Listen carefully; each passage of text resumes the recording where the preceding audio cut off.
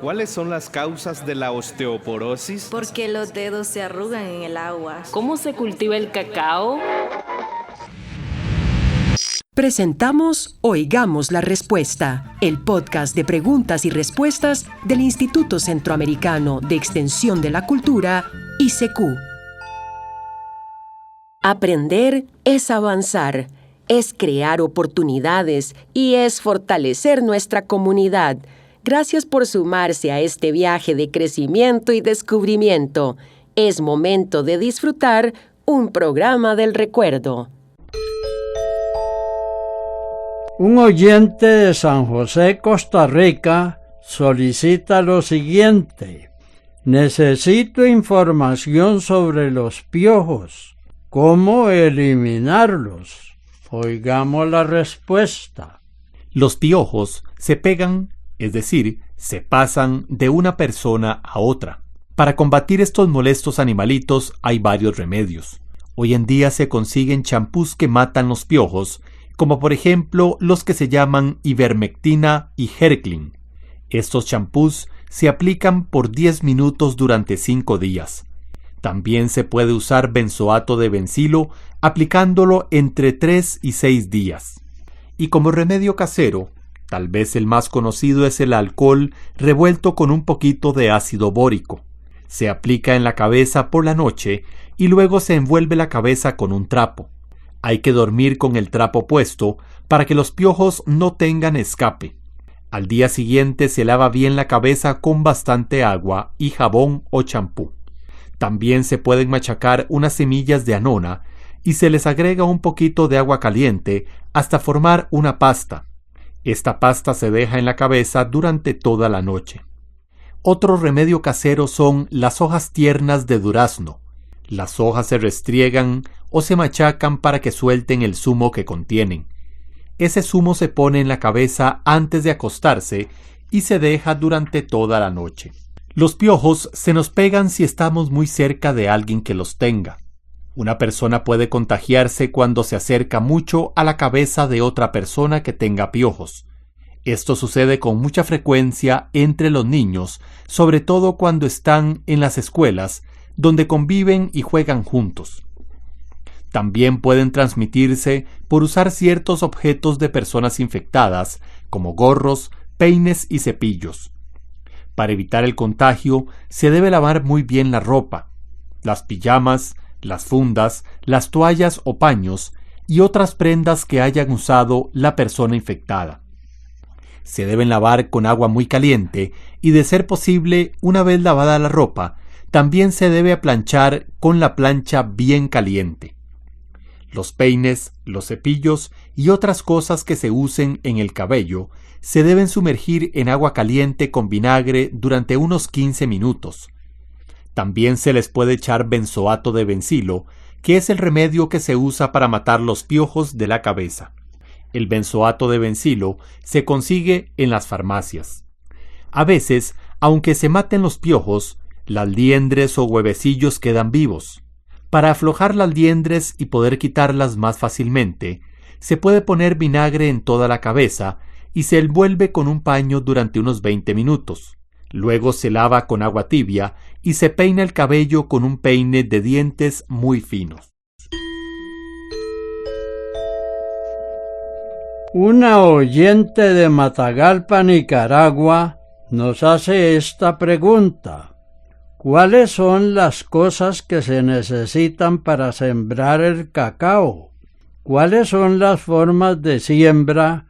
¿Qué plagas lo atacan?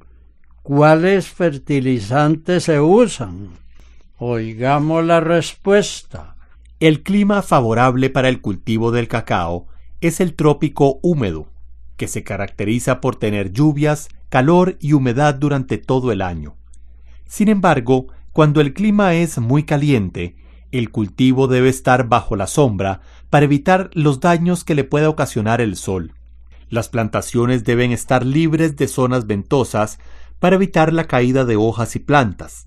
Para resolver este problema, lo que se hace es sembrar árboles frutales o forestales que funcionen como cortinas rompevientos. Los suelos adecuados son aquellos de tierra suelta, con buen contenido de materia orgánica, profundos y neutros o un poco ácidos. Lo ideal es que la topografía sea plana o bien levemente ondulada. Aunque el cacao se puede reproducir por medios vegetativos o asexuales, como injertos, acodos o estacas, lo recomendable es hacerlo por semilla certificada, obtenida de fincas reconocidas y autorizadas. Con las semillas se procede a hacer un almácigo, ya sea en el suelo o en bolsas plásticas con un buen sustrato, y cubrir el almácigo con hojas de banano, palma, plástico o sarán, para protegerlo de la luz directa del sol. En relación con las plagas que afectan el cacao, la más dañina es la plaga de la monilia, que ha malogrado fincas enteras en Costa Rica. Está escuchando un programa del recuerdo. Un oyente de San Vito de Cotobruz, Punta Arenas, Costa Rica, nos envía esta pregunta. ¿Será cierto que la Tierra pierde peso año a año? ¿De qué elemento se despoja la Tierra? Escuchemos la respuesta. El peso de la Tierra no disminuye, porque los elementos que la forman siguen en el planeta, aunque cambien de lugar, como ocurre con las extracciones de petróleo o la vaporización del agua. El agua se evapora, sube como gas o vapor para formar las nubes, y luego regresa a la superficie en forma de lluvia. Es decir, el agua vaporizada no sale de nuestro planeta, sino que regresa convertida en miles de gotas que forman los aguaceros, o en forma de granizo o de nieve. En consecuencia, el peso que ejerce el agua sobre el planeta es el mismo en su estado líquido o de vapor. Con el petróleo sucede igual. El peso que tiene el petróleo en la Tierra es el mismo antes de su extracción aún convertido en gas. Tanto el vapor de agua como otros gases provenientes del petróleo no salen de la Tierra, sino que se quedan en esta capa de gases que la envuelve, llamada atmósfera. Se podría pensar que esos gases que forman la atmósfera se van disipando poco a poco en el espacio, pero esto no es así.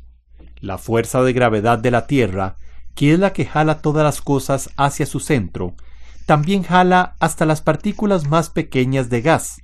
Los gases de la atmósfera se encuentran un poco más concentrados cerca de la superficie y se hacen más ralos mientras más arriba se encuentren. Sin embargo, aún los gases que se encuentran justo en el límite superior de la atmósfera no se disipan en el espacio, de manera que el peso de la Tierra no disminuye sino que se mantiene estable. Es cierto que cada vez se construyen más casas, edificios, puentes enormes y obras gigantescas en el planeta. Sin embargo, los materiales que se utilizan en esas construcciones ya existen en la Tierra, aunque en formas y estados diferentes. Pero podemos decirle que el peso de la Tierra más bien aumenta, debido a los innumerables meteoritos de todos los tamaños que la impactan año a año, integrándose para siempre a ella. La serpiente anaconda tiene la presión suficiente para quebrantar a un caimán cuando lo atrapa. José Gilberto Gómez Chávez hace esta pregunta de Orotina, Alajuela, Costa Rica. Oigamos la respuesta. La serpiente anaconda tiene suficiente fuerza para quebrantar a un caimán, tragarse a una persona o devorar animales del tamaño de un toro o de un zaino. Parece mentira, pero es la realidad. Cuando una anaconda se le arrolla en el cuerpo a su presa, le quiebra completamente los huesos con la enorme fuerza que tiene. Entonces, el cuerpo de la presa pierde casi toda su consistencia o dureza y la culebra se lo puede tragar.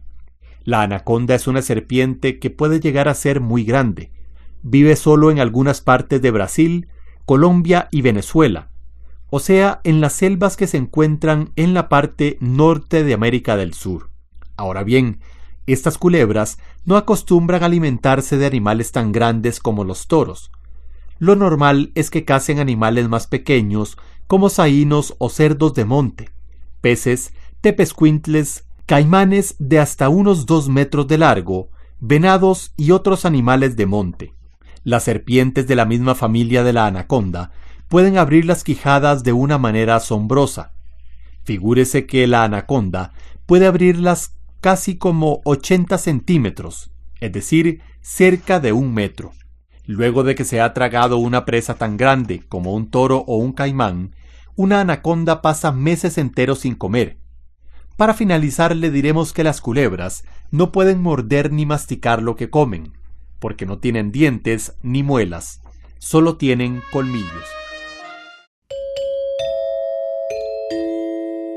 ¿Cómo hacen los monos congos que se guindan de la punta del rabo a los árboles y no se caen? Esta consulta la hizo un amigo oyente que nos llamó por teléfono de Nicoya, Guanacaste, Costa Rica. Oigamos la respuesta. Hay varias especies de animales, entre ellas el mono congo, que tienen una cola que les sirve para prensar, sostener y soportar todo el peso de su cuerpo.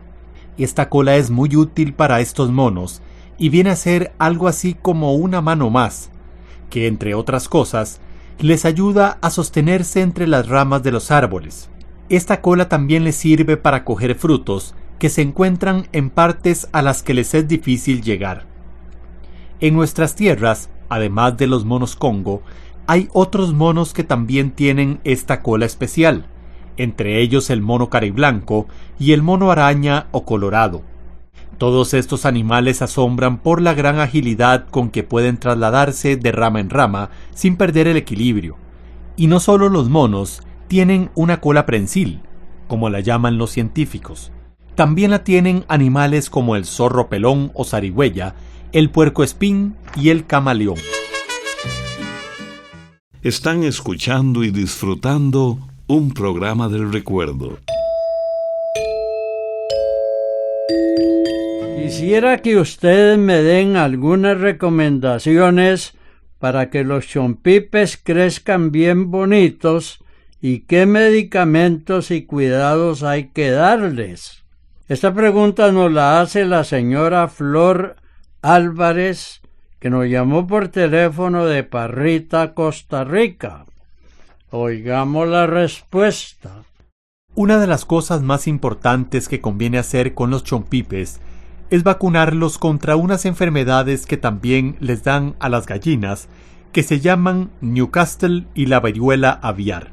Lo más pronto posible se les debe poner la vacuna que se llama Newcastle B1. De esta vacuna se aplica una gota en los ojos y otra en la nariz. Se les pone solamente un día y se repite a los 15 días. La vacuna contra la viruela aviar se pide con ese mismo nombre y se le inyecta una dosis bajo el ala. Esta inyección viene con un sistema que permite inyectar una sola dosis por animal, sin riesgo de sobrepasarse. La vacuna contra la viruela aviar puede inyectársela 8 días después de haberle puesto la vacuna contra el Newcastle B1.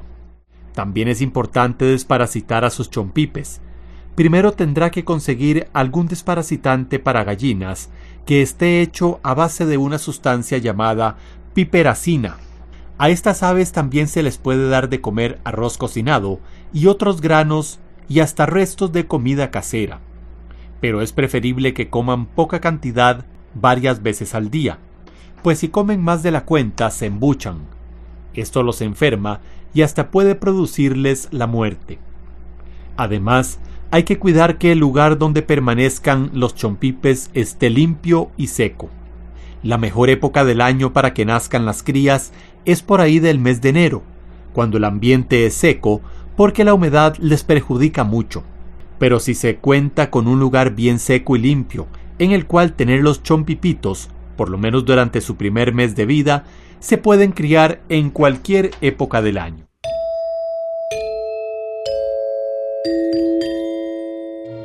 La señora Noemi Benavides Rojas, que nos llamó por teléfono de San Carlos, Costa Rica, nos hizo la siguiente consulta. Quiero que me digan cómo se prepara el achiote. Escuchemos la respuesta. El achiote es un condimento que se usa para darle color a los alimentos, propio de nuestras tierras americanas. Para fabricar este producto se recomienda cortar la cosecha cuando está bien madura. Esto sucede cuando las semillas, que están envueltas en una telita, se ponen duras y se ven rodeadas de un líquido espeso de color rojo. En ese momento se abren las frutas y se sacan las semillas. Estas semillas se echan en un poco de agua y se amasan. Así se consigue que la telita se rompa y el achiote queda disuelto en agua. Para que se suelte bien todo el achiote, es preferible lavar varias veces las semillas en un colador o pascón hasta que se vea que las semillas están limpias. Luego se cocina el achiote, ya sin semillas, durante una media hora. Se recomienda poner una cucharada rasa de sal por cada litro de agua porque esto ayuda a conservar el achiote. Después se filtra y se pone a cocinar de nuevo hasta que el agua se espese bien. Luego ese caldo caliente se pasa por un filtro de tela de manta y se deja escurrir por 1 o 2 días. Finalmente queda como una masa, pero a esa masa se le debe poner un preservante para que no se le haga moho. Una sustancia que se puede usar es el benzoato de sodio, que se consigue en las farmacias. Se disuelve una cucharada sopera rasa de esta sustancia en 3 cucharadas de agua. De esta mezcla se pone una cucharada sopera rasa por cada kilo de masa de achiote. Ahora bien, mucha gente acostumbra a mezclar el achiote con manteca. En una olla pone a calentar y derretir la manteca, pero sin dejar que hierva. A cada kilo de manteca se le puede poner 1 kilo de masa de achiote, pero hay gente que pone solo 10 cucharadas de masa de achiote por kilo de manteca. Luego la mezcla se deja enfriar, moviéndola de vez en cuando. En ese momento ya está lista para envasarse.